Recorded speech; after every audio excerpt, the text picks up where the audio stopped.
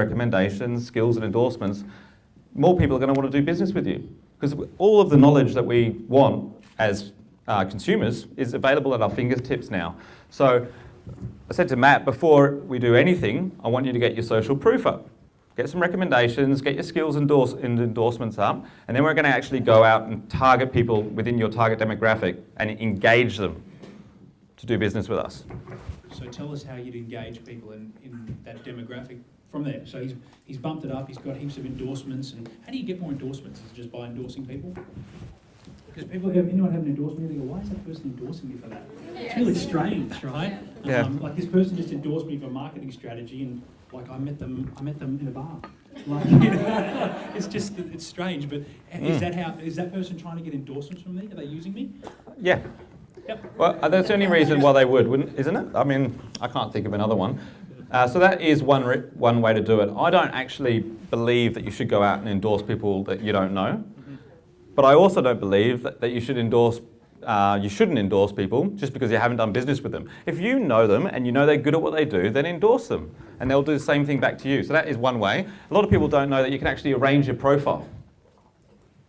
So what I mean by that is you can drag your skills and endorsements right to the top of your profile to encourage people to endorse you. That's an extremely quick way to drive your number of endorsements up. And also, if they're not in the right order, you're going to get endorsed for things that are completely irrelevant to your target market. So now you can actually arrange them in order of how you want people to respond to them.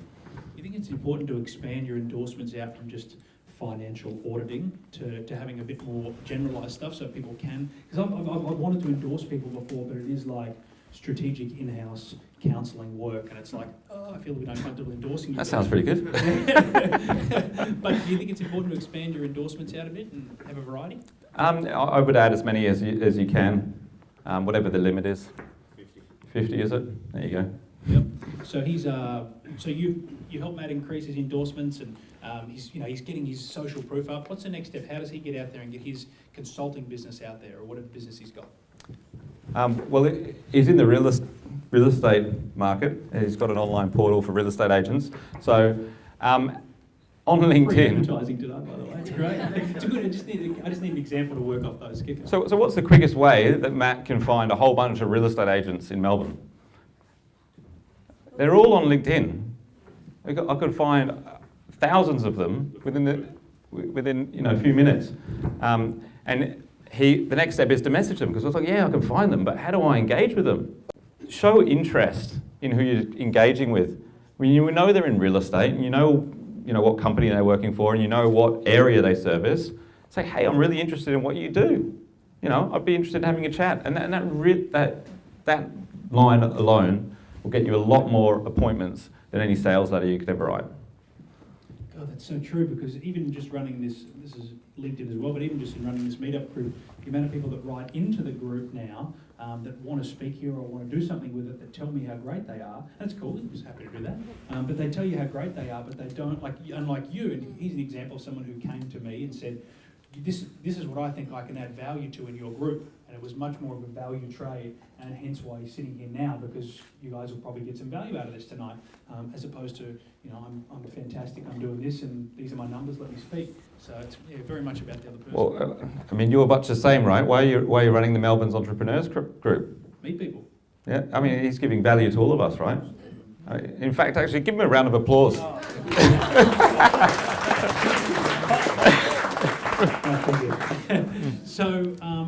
So what's the next step from there, I suppose, if you've got, you help Matt get his name out there, what's some other tips that you give people on LinkedIn? What's some other strategic stuff? Well, LinkedIn is a search engine. What's happening these days is let's say that you want to find an accountant. You're starting a new business and you want to find an accountant. You may hop onto Google and search for accountant Melbourne, and you're going to get all these companies and really compelling offers and all that sort of stuff. Or you could hop onto LinkedIn and type in accountant and see who's already in your network. Because the way that the search engine works is the first people that will show up in the search results are your first connections. You go, oh yeah, that's right. That's what he does. And send him a message. Like, if you're an accountant, can you imagine the damage that's doing to your business if you're not showing up at the top? Because these are people that already know who you are, that are engaging with somebody else. Because most business people will be connected to 4 or 5 accountants, wouldn't you say? Absolutely. So you're probably wondering what the tip is, right? So what's the easiest way to get more visibility on LinkedIn? Keywords, yes. And get lots of connections. Who's nervous about adding people they don't know on LinkedIn? Wow. Oh, a few. Okay. I would ask you why, but I've asked the question a few times. Is it working? Yeah, you just take that. Cool. This one doesn't crackle. Hold up. So I guess it's not like Facebook, because if you add people on Facebook, they're going to see what you had for breakfast, who all your friends are, probably a few drunken photos from your university days. Well, that's what they see on my profile. So on LinkedIn, a lot of the information is visible in any event. It's like, do you let people who you don't know view your website? Of course you do. So LinkedIn's no different. So have a think about what your reasons are behind not letting people connect with you. Obviously, if they've got nothing to do with what you do and they're from India and they look like they're doing some telemarketing stuff, then okay, fine, don't connect with them. But if they're in Melbourne and they're in business, they've probably got they may have some value to them. And I think getting as much visibility as you can is really key to maximising your online presence in general. So one of the things I've seen with LinkedIn lately is publishing, putting out information and actually putting up statuses. And because I don't know about any of you are like this, but I'm just sort of on LinkedIn. I'm not in LinkedIn. I don't engage in it and post stuff and read people's Bill Gates' latest thing and all that. But is that really important if you're building a brand and if you're trying to build a business? Yes, but it comes down to how much time do you have, right? Because if we all sit at home spending 4 hours updating LinkedIn posts and sending messages and participating in groups and all that sort of stuff, we're not out there actually doing business, are we? So I think if you're going to use the time most effectively, I believe there are actually better ways to do it. And that's by directly connecting and engaging with specific individuals that you've profiled as your target demographic. Because at the end of the day, no one's going to, I shouldn't say this, people are less likely to engage with you off a post updating about what's happening with interest rates in the economy, for example, than they are as if you're going to send somebody a private message showing interest in what they do. So it's really about connecting and engaging with people on LinkedIn. That's the key. Absolutely. Great. So is it important, a number of people here in the room have got a business, got a company, having a company page on LinkedIn? Important?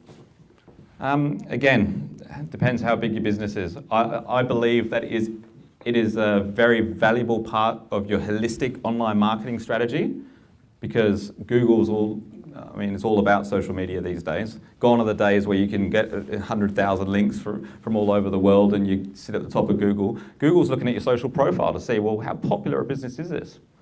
So in that respect, yes. If you're just looking to get some money in the bank and generate customers, then a personal approach is going to get you a lot better results and a lot faster. Someone like me, should a business owner, aspiring business owner, entrepreneur, should they pay for premium?